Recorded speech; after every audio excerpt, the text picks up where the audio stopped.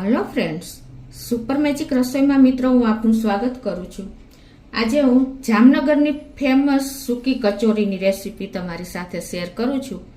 તો તમને ચોક્કસ આ વિડીયો ગમશે, ગમે તો લાઈક કરજો, શેર કરજો અને સબસ્ક્રાઇબ કરવાનું તો ભૂલતા જ નહીં। તો હવે કચોરીના ઇન્ગ્રેડિયન્ટમાં મિત્રો મેં અત્યારે 4 કપ મેંદો લીધો છે, જે વજનમાં 500 ગ્રામ છે। 1 કપ આપણે ભાવનગરી ગાંઠિયા લીધા છે। 1 કપ આપણે મગની છડી દાળ ફરસી લીધી છે ફરસાણોની। તમે કોઈ પણ ફરસાણ લઈ શકો છો ઘરમાં જે હોય તે।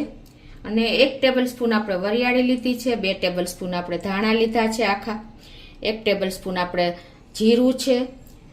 4 ટેબલ સ્પૂન કાજુના કટકા, 4 ટેબલ સ્પૂન કિસમિસ, 3 ટીસ્પૂન જેવી આપણે ખાંડ લેશું। ગરમ મસાલો છે, લવિંગ છે, તજ છે, તલ છે અને આંબલીનો પલ્પ છે, મીઠું છે, તેલ છે અને સૂકા મસાલામાં મિત્રો આપણે લાલ મરચું, હળદર અને હિંગ લેશું। તો બનાવવાનું ચાલુ કરીએ। આ કચોરી મિત્રો આપણે અમુક ટિપ્સ સાથે જ અને બહારથી ખસતું પણ અને એકદમ ટેસ્ટી ખાવામાં બનશે। અને આપણે આ કચોરીને તહેવારોની ઉજવણીમાં કે બહાર લઈ જવા માટે કે ફોરેન તમારે મોકલવી હોય ને તો પણ આ કચોરી 1 મહિનો સુધી સ્ટોર કરી શકાય છે, એટલી સરસ બને છે મિત્રો। તો હવે આપણે આગળ વધીએ। તો હવે પહેલા તો આપણે કચોરી માટેનો ડો તૈયાર કરી લેશું। તો જે આપણે આ 4 કપ મેંદો લીધો છે અને આપણે 1 કપ પ્લેટમાં વાસણમાં નાખીને એનો તૈયાર કરી લેશું। આ વજનમાં 500 ગ્રામ છે। અને હવે એમાં આપણે ટેસ્ટ એકોર્ડિંગ 1 ટીસ્પૂન 1 ચમચી જેવું મીઠું નાખશું, ટેસ્ટ એકોર્ડિંગ। અને એને આપણે મિક્સ કરી લેશું। એટલે આ રીતે તમે સાદા લોટમાં જ મિક્સ કરી લેશો ને તો પરફેક્ટલી સરસ મિક્સ થઈ જશે। અને હવે આમાં આપણે વચારે ખાડો કરી અને આમાં આપણે અડધો કપ જેવું તેલ નાખી દેશું। એકદમ આને હિસાબે ફરસી આપણું પડ ઉપરનું થશે, આ તેલને હિસાબે જ। અને એને પણ આપણે આ રીતે સરસ મિક્સ કરી લેશું।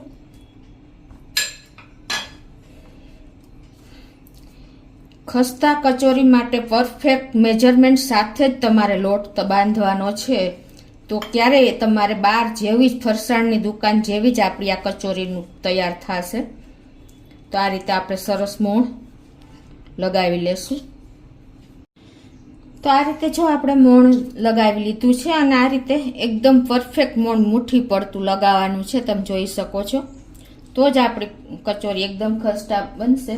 અને હવે આમાં આપણે સેજ હુંફાળા પાણીથી લોટ બાંધવાનો છે, ખાસ તમે નોટ કરજો।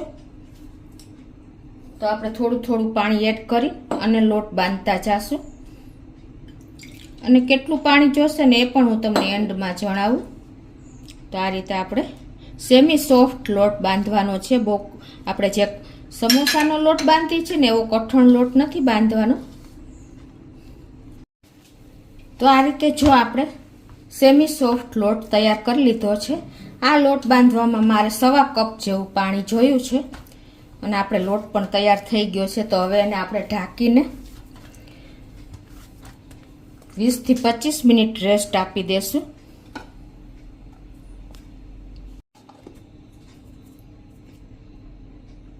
મસાલો તૈયાર કરી લઈએ કચોરી માટેનો।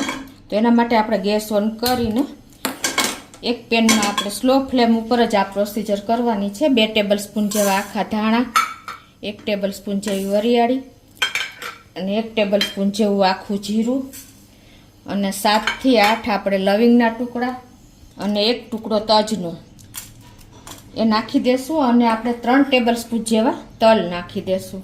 તલને આપણે લાસ્ટમાં નાખશું। અત્યારે આપણે આ શેકી લેશું સ્લો ફ્લેમ ઉપર।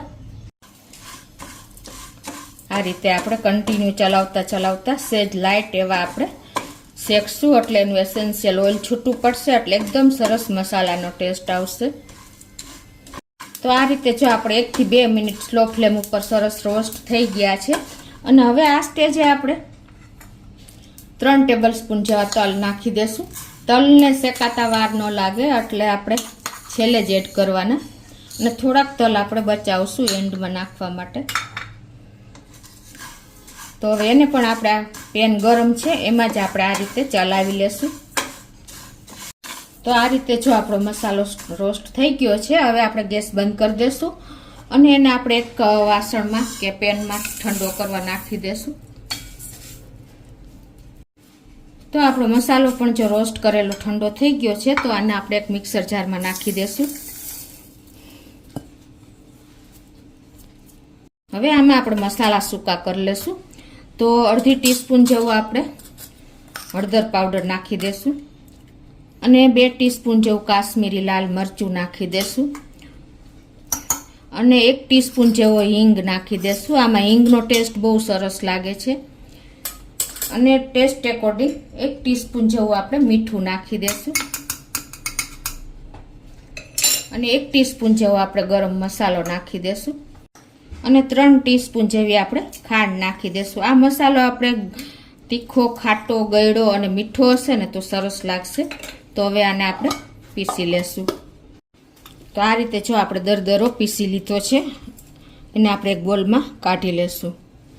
હવે આપણે જે આમે 1 કપ મગની ફરસી દાળ જે ફરસાણની આવે છે ને એ લીધી છે, એને આપણે મિક્સર જારમાં નાખી દેશું અને 1 કપ આપણા ગાંઠિયા છે એને પણ આપણે આમાં જ નાખી દેશું. થોડાક નાખીને ફેરવીને પછી પાછા નાખી દઉં.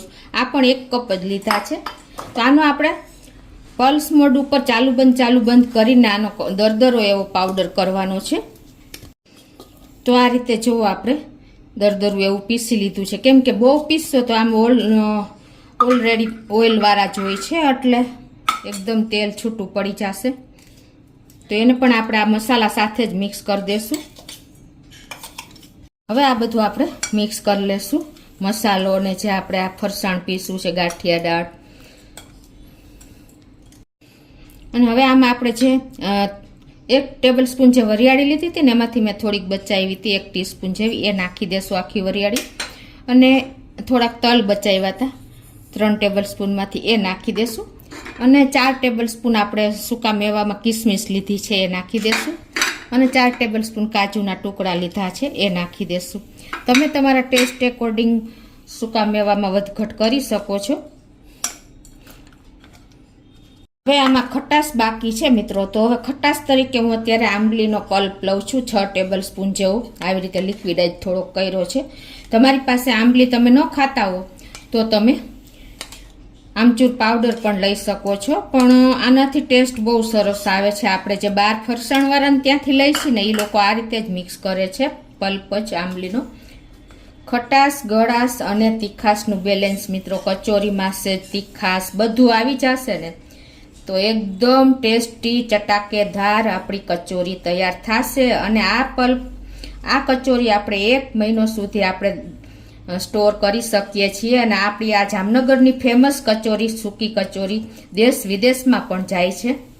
તો તમે ઇઝીલી ઘરે બનાવશો ને તો ઓછી પ્રાઇસમાં તમને ઘરે એકદમ ચોખ્ખી ઇન્ગ્રેડિયન્ટથી બની જશે. તો આ રીતે જો આપણે આંબલીનો પલ્પ નાખ્યા પછી મિક્સ કરી લીધું છે. અને હવે તમને આ સ્ટેજે જો કોરો મસાલો લાગે ને, આમ ગોળી ન વરે ને, તો તમારે થોડુંક તેલ નાખી દેવાનું, એટલે તમારી ગોળી એકદમ સરસ વળી જશે. આવી રીતે ગોળી આપણે વાળવાની છે કચોરીની. હવે કચોરી સાઈઝના આપણે આમાંથી બોલ્સ મસાલાના વાળી લેશું. તમે જે સાઈઝની કચોરી બનાવવી હોય એ પ્રમાણે તમે તૈયાર કરી શકો છો. જો આ રીતના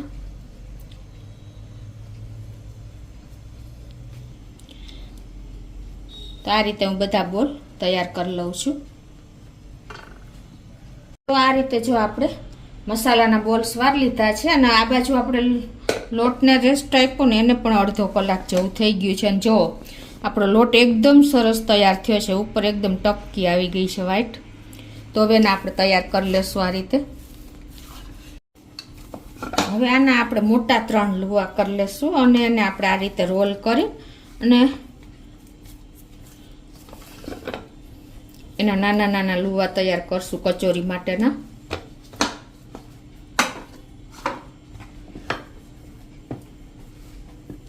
તે જો આપણે રોલ કરી અને પછી આપણે એને એક સરખા લુવા તૈયાર કરી લેશું આ રીતે.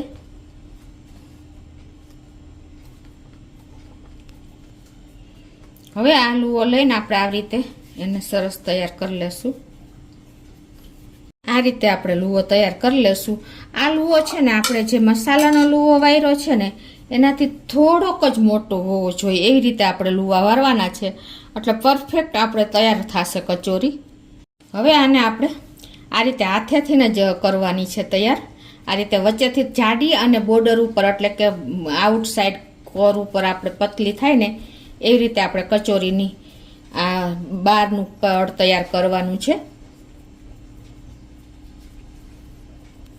તો આ રીતે જો આપણે વચ્ચેથી કઈ મસાલાનો બોલ મૂકી અને ઉપરનું પડ આપણે આ રીતે એને બેન્ડ કરી દેવાનું છે, ખુલે નહીં એ રીતે.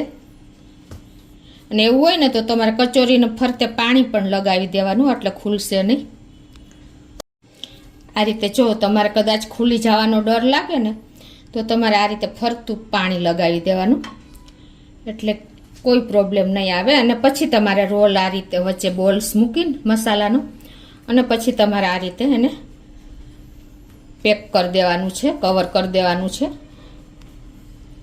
અને આ રીતે તમારે ઉપરથી લોટ વધારે લાગે તો કાઢી નાખવાનો છે, નહીંતર આ રીતે તમે બેન્ડ કરી શકો છો. પછી આ રીતે તમારે રોલ એકદમ સરસ રાઉન્ડ શેપમાં કરી લેવાનો છે. જો મિત્રો છે ને, તો આ રીતે જો આપણે કચોરી પણ વારી લીધી છે અને આ બાજુ આપણે તેલ પણ ગરમ કરવા મૂકી દીધું છે. સ્લો ટુ મીડિયમ ફ્લેમ ઉપર જ આપણે તેલ ગરમ કરવાનું છે. અને આ રીતે આપણે જો લોટની ગોળી નાખીએ છીએ ને તો ધીમે ધીમે ઉપર આવે ને એવું આપણે તેલ ગરમ કરવાનું છે, બહુ નથી કરવાનું. નહીતર શું થશે કે તમારા અંદરનું પડ કાચું રહેશે કચોરીનું, એકદમ ક્રિસ્પી કે ખસ્તા નહીં બને. એટલે તમે ખાસ નોટ કરજો. તો હવે આપણે એક પછી એક આ રીતે કચોરી મૂકતા જાશું.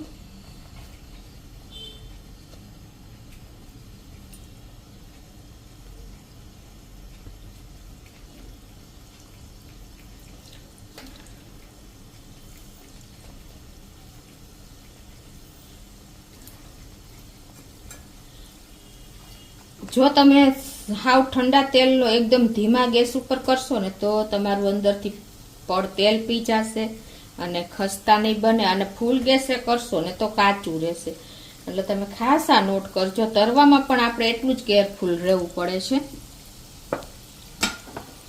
તો હવે આને આપણે આ રીતે 3 થી 4 મિનિટ થાય એટલે આપણે સેજ ટર્ન કરશું.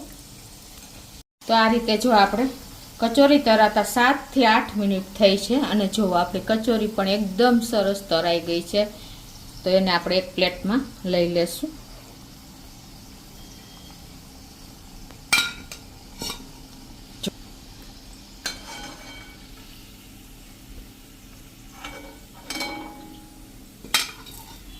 તો આ રીતે આપણે બધી કચોરી તૈયાર કરી લઈએ.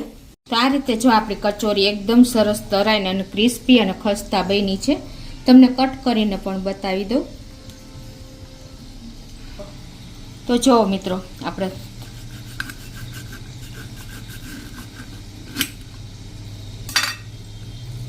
એકદમ સરસ, જોવો તમને ખ્યાલ આવી જતો હશે, એકદમ ખસ્તા અને કડક બની છે.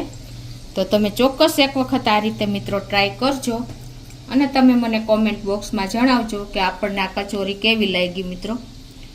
તો તમને ચોક્કસ મારો વિડીયો ગમશે મિત્રો. આ કચોરી તમે 1 મહિનો સુધી વિદેશમાં મોકલી શકો છો, બહાર ઘરે સ્ટોર કરી શકો છો. તો તમને ગમે તો લાઈક કરજો, શેર કરજો અને સબસ્ક્રાઈબ કરવાનું તો ભૂલતા જ નહીં.